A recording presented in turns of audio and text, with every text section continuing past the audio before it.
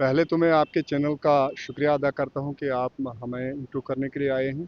मैं सबसे पहले यहाँ मुबारकबाद देता हूं लोगों को कि जिन्होंने 10 साल के बाद डेमोक्रेसी में हिस्सा लिया, और इसके लिए सबसे पहले मैं अपने उमर अब्दुल्ला साहब को मुबारक देता हूं कि उन्होंने एज ए सीएम जो है वो ओथ ली है। उनके साथ 4 कैबिनेट मिनिस्टरों ने भी हलफ लिया है। मैं सबसे पहले अपने अलायंस पार्टनर्स को भी मुबारकबाद पेश करता हूँ, और एनसी के जो हमारे लोग हैं जो गवर्नमेंट में हैं इस वक्त, उनको भी मुबारकबाद करता हूँ। काफ़ी चैलेंजेस हैं।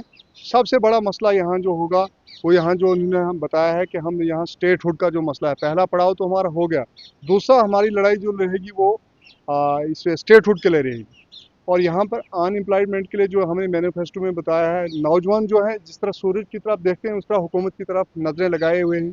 दूसरा मसला यहाँ पर है कि लैंड गारंटी और जॉब गारंटी के लिए हुकूमत जो है वो बिल लाए, पास करे, और वही हमें चाहिए भी।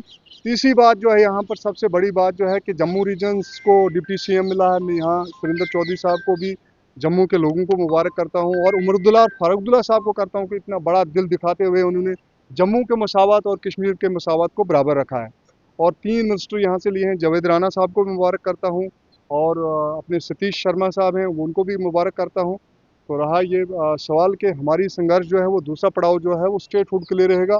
और उमर अब्दुल्ला साहब ने एक स्टेटमेंट दिया कि अब हमें सब चीज़ें भुला के सेंटर को भी एक फ्राग दिली दिखानी होगी, प्राइम मिनिस्टर साहब को भी एक फ्राग दिली दिखानी होगी, और स्टेटहुड वापस आए ताकि यहाँ चुनी हुई सरकार जो है यहाँ पॉलिसीज़ बनाए, नौजवानों के मुतालिक पॉलिसी बनाए, उनके जॉब के मुतालिक पॉलिसी बनाए, यहाँ की सुकून, अमन।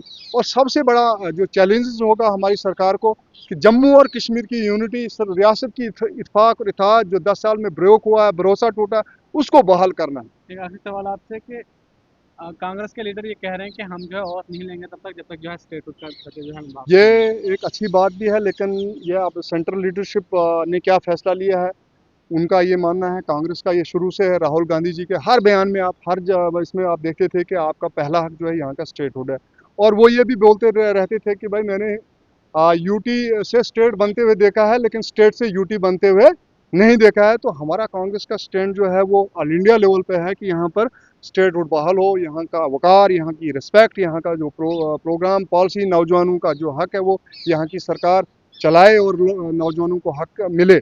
आपको लगता है ये सरकार अवाम की उम्मीदों पर खरी उतरेगी, क्योंकि मैनिफेस्टोज में कांग्रेस ने भी और नेशनल कॉन्फ्रेंस ने भी बड़े बड़े वादे किए।